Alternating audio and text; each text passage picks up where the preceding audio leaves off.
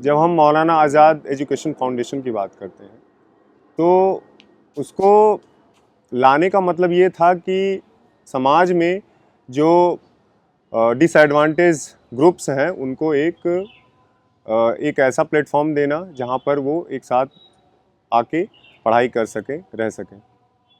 ठीक है, इसलिए मौलाना आज़ाद एजुकेशन फाउंडेशन की स्थापना हुई 89 के अराउंड में।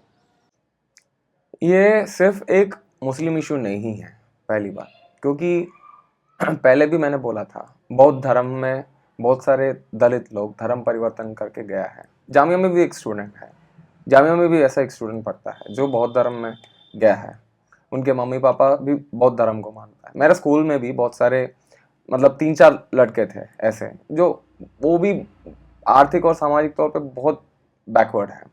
ऐसे लोगों को भी फ़ायदा मिलता है इस चीज़ से। और हम देखेंगे तो बहुत सारी जगहों पे आदिवासी लोग क्रिश्चियन कम्युनिटी में बिलोंग करता है, उनका भी हालत देख सकता है कितना खराब है, हम लोगों को पता है।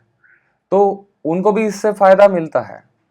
मतलब सिर्फ मुसलमान इशू नहीं है ये। हर नोटिफाइड माइनॉरिटी इसकी बेनिफिशियरी है। मैं बहुत से लोगों को जानती हूँ अलग अलग कम्युनिटी से जो आ रहे हैं और जो इसका फ़ायदा ले रहे हैं। जो माइनॉरिटी हैं, जो जनरल हैं, माइनॉरिटी में भी जनरल कास्ट में आते हैं, वो इसका फ़ायदा ले रहे हैं। ठीक है, ओबीसी के लिए अलग हो गई।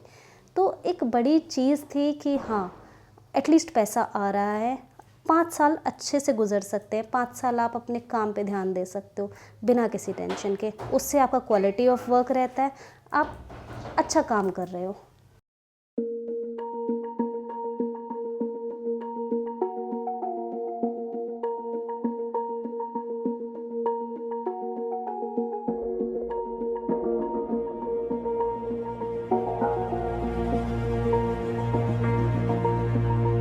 उसके बाद धीरे धीरे जैसे माइनॉरिटीज़ के एजुकेशन को बढ़ावा मिला, उसके बाद मंडल आयोग के बाद ओबीसी के रिजर्वेशन की भी बात होने लगी।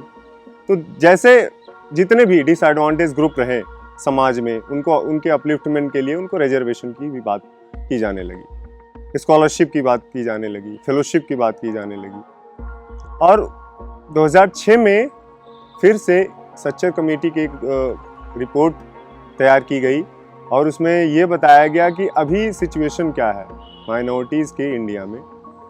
तो ये वहाँ पर पता चला कि इंडिया में माइनॉरिटीज़ की जो सिचुएशन है वो दलितों से, आदिवासियों से भी बदतर स्थिति में। तो उसी के तर्ज पे 2008 में माइनॉरिटी अफेयर्स का भी गठन हुआ। उसी के साथ में मानव फेलोशिप लाई गई, मौलाना आज़ाद नेशनल फेलोशिप। वो इस तर्ज पे लाया गया कि जो हायर एजुकेशन में था वो माइनॉरिटीज़ पहुंच नहीं पा रहे थे, तो उनको हायर एजुकेशन में लाने के लिए स्पेशली फीमेल्स को, क्योंकि उनकी संख्या बहुत कम थी, तो मानव एजुकेशन मौलाना आज़ाद नेशनल फेलोशिप लाई गई। उसके आधार पर पढ़ाई की जा रही थी। धीरे धीरे सरकार फंड कट करती रही और बीच में कुछ समय के लिए मौलाना आज़ाद फेलोशिप मिल भी नहीं रही थी बहुत सारे स्टूडेंट्स को। और अंततः 2022 में आते आते उस मानव को भी ख़त्म कर दिया गया और इस फाउंडेशन को भी पूरी तरीके से समाप्त कर दिया गया। ये मुसलमान का मतलब मुसलमान के लिए भी इससे ज़्यादा नुकसान होगा, क्योंकि मुसलमान इंडिया का सबसे बड़ा अल्पसंख्यक कम्युनिटी है। उसके साथ साथ बाकी जो कम्युनिटीज़ है जो सोशली और इकोनॉमिकली बैकवर्ड है, जो अंडररिप्रेजेंटेड है एजुकेशन सिस्टम में, जिनको अपने खुद का शिक्षा को फंड करने का ताकत नहीं है, ऐसे लोगों का भी ऊपर भी ये दिक्कत है।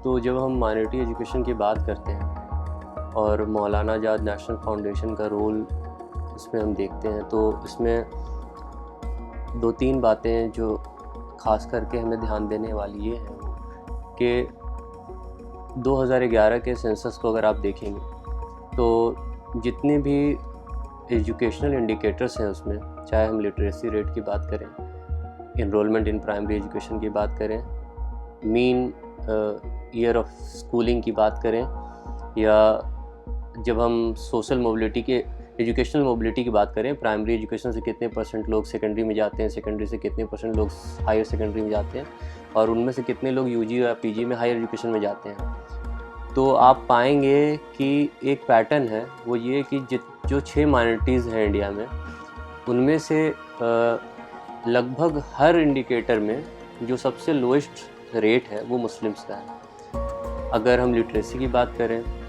तो सारे 6 माइनॉरिटीज़ में जो जैन की लिटरेसी की रेट की बात करें तो वो नेशनल एवरेज से बहुत आगे है, लगभग 20-21% आगे है वो नेशनल एवरेज से। लेकिन क्रिश्चियंस भी लिटरेसी रेट में बहुत अच्छा करते हैं। एजुकेशन के मामले में क्रिश्चियंस के सारे इंडिकेटर्स में बहुत अच्छी पोजीशन है। बट आप जब मुस्लिम्स की बात कर रहे हैं तो वो हमेशा नेशनल एवरेज से बहुत कम रहते हैं और सारे माइनॉरिटीज़ में सबसे बुरी स्थिति मुस्लिम्स की है एजुकेशन के मामले में। तो मौलाना नेशनल फाउंडेशन जो काम कर रहा था वो मुझे लगता है कि बहुत स्पेसिफिक काम था, वो बहुत ज़रूरी काम था मुस्लिम्स ओवरऑल माइनॉरिटी एजुकेशन को लेकर, और जिससे सबसे ज़्यादा फ़ायदा जिसे हो रहा था, जो सबसे पिछड़ा वक्त था एजुकेशन के मामले में वो मुस्लिम्स का था। तो सबसे ज़्यादा फ़ायदा उठाने वाला वो ग्रुप था। तो और इसमें जो प्री मैट्रिक स्कॉलरशिप हो, पोस्ट मैट्रिक स्कॉलरशिप हो और फिर मानव की जब हम बात करते हैं तो हम देखते थे इससे बहुत लोगों को फ़ायदा हो रहा था। और मैं जानता हूँ बहुत लोग इसके फॉर्म्स भरते थे और फ़ायदा उठाते थे। जैसे मैं खुद इस एस्पिरेशन में था कि मैं एमएड करने के बाद अगर मुझे जीआरएफ नहीं मिलता है तो मैं मानव ही ट्राई करूँगा, और मैं उम्मीद में था कि मैं मानव के थ्रू पीएचडी करूँगा। बट अब मेरे पास ऑप्शन नहीं है, अगर मैं जीआरएफ के लिए एलिजिबल नहीं हूँ, मेरी एज 30 एलिजिबिलिटी रहती है उसकी। तो अब मुझे शायद पीएचडी के लिए मुझे स्टाइपेंड नहीं मिलेंगे, तो मुझे कोई ऐसी प्राइवेट इंस्टीट्यूट ढूंढनी पड़ेगी कि या फिर कोई ऐसा स्टाइपेंड ढूंढना पड़ेगा, जो बहुत मुश्किल होगा मेरे लिए पीएचडी कर पाना। मैं 1.5 साल हो गए मुझे, मतलब मैंने 3 अटेम्प्ट दिए नेट जीआरएफ के, और पिछले 1.5 साल ही हुए हैं मुझे अभी पीएचडी की तैयारी करते करते। हमेशा से था कि एकेडमिक्स में जाना है, but I also wanted the field experience also. तो मैंने जॉब के साथ साथ तैयारी की है। एंड सेकेंडली जॉब इसीलिए कर रहा था मैं ताकि मेरे पास एक फाइनेंशियल क्रेडिबिलिटी हो, फाइनेंशियली इंडिपेंडेंट हूँ मैं, कि अगर मेरा बाई चांस मैं अगर कुछ कमाता नहीं भी हूँ कुछ टाइम तक, तो मेरी जो वो घर के खर्चे हैं और बाकी जो ज़रूरियात के सामान है वो मैं रख सकूँ अपने पास उन पैसों से। तो जब मेरे पास जॉब नहीं होगी तो the second option which I was left with is scholarship कैसे मिलेगी।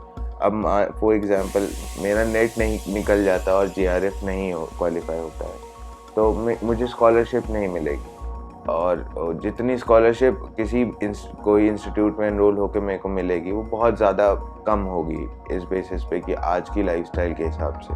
तो मुझे स्कॉलरशिप की ज़रूरत पड़ेगी कहीं ना कहीं। तो मानव जैसे स्कॉलरशिप जितने भी अवेलेबल थे माइनॉरिटीज़ के लिए, they were helping us to uplift our education program. हमें एम्पावर करते थे, हमें हील करते थे अपनी सोसाइटी को लेके। तो that was the importance of that scholarship. अगर हम रिसर्च स्कॉलर्स की बात करें और ख़ासतौर पे महिलाओं की बात करें तो मैं बात यहाँ से अपनी शुरू करना चाहूँगी कि मैं भी एक लड़की हूँ, और जब मैं हायर एजुकेशन की तरफ आई तो वही अपने आप में एक बड़ी चीज़ थी कि मुझे मौका मिल रहा है हायर एजुकेशन में जाने का। मास्टर्स किया, वहाँ तक मेरी कोई फेलोशिप नहीं थी।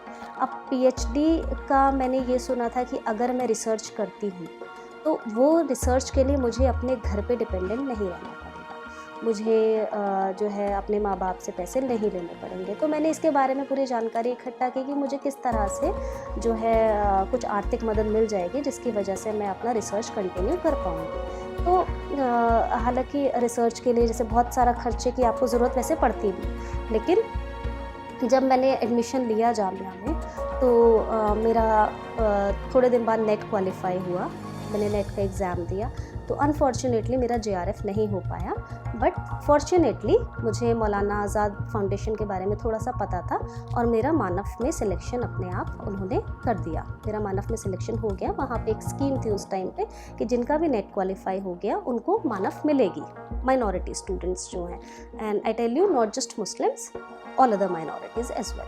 तो जब मुझे वो मिला तो मुझे एक अपने आप में एक बहुत अच्छी एक फीलिंग आई, एक खुशी हुई कि एटलीस्ट जो आगे के मेरे 4 साल 5 साल बचे हैं मैं उसको एक डिग्निटी के साथ मैं पूरा कर पाऊँगी अपना रिसर्च। और एक इसमें बात है कि आप कहते हैं कि मौलाना आज़ाद नेशनल फेलोशिप अब ऑब्सोलीट हो गया है, इस वजह से हम उसे ख़त्म कर दे रहे हैं। गवर्नमेंट की यही स्टैंड है इस पर। तो मुझे ये सवाल उठता है दिमाग में कि ऑब्सोलीट क्यों हो गया, पहली बात। दूसरा, आप इसे हर किसी को आप बोल रहे हैं कि मोमा में हम वो कर लेंगे, मिनिस्ट्री ऑफ मॉनेटरी अफेयर्स के जो प्रोग्राम से वो JRF जब मानव ख़त्म किया गया था तब भी ये कहा गया था कि हम इसे JRF तो हम दे ही रहे हैं, फिर मानव की अलग से कोई ज़रूरत नहीं है हमें। लेकिन क्या जिन लोगों को मानव से फ़ायदा हो पा रहा था, क्या वो JRF की कैटेगरी में आएंगे? वो नहीं आएंगे, क्योंकि आप अलग से कुछ मुस्लिम बच्चों को या माइनॉरिटी बच्चों को अलग से आप ये दे रहे थे स्टाइपेंड, जो अब नहीं मिल पाएगा। यानी कि कुछ लोग जिनको फ़ायदा हो रहा था वो घट चुके हैं, तो मुझे नहीं लगता कि वो उसके अंतर्गत आते हैं। और यही चीज़ यहाँ पे भी होगी। आप कह रहे हैं कि आप इसे ख़त्म कर दे रही, ये ऑब्सोलीट हो गया, या सारा काम आप मिनिस्ट्री ऑफ मॉनेटरी अफेयर्स करेगी। बट मुझे लगता है कि इसे ऑब्सोलीट ना करके आप इसे स्ट्रेंथन करना चाहिए था। जो लड़कियां हैं, जैसे उनकी जल्दी शादी करनी, तो जब वो पेरेंट्स पे ही डिपेंडेंट होती हैं तो मुझे लगता है कि एक तो पहले उनको हायर एजुकेशन में जाना बड़ा मुश्किल है। सच्चाई आज भी यही है कि आप ग्रेजुएशन कर ली, मास्टर्स कर ली, बहुत है। अगर हम डेटा भी उठा के देखें तो PhD में लड़कियां बहुत कम एनरोल होती भी हैं तो कभी बीच में ड्रॉप आउट कर देती हैं। उनका सबसे बड़ी वजह यही होती है कि पैसा ना मिलना।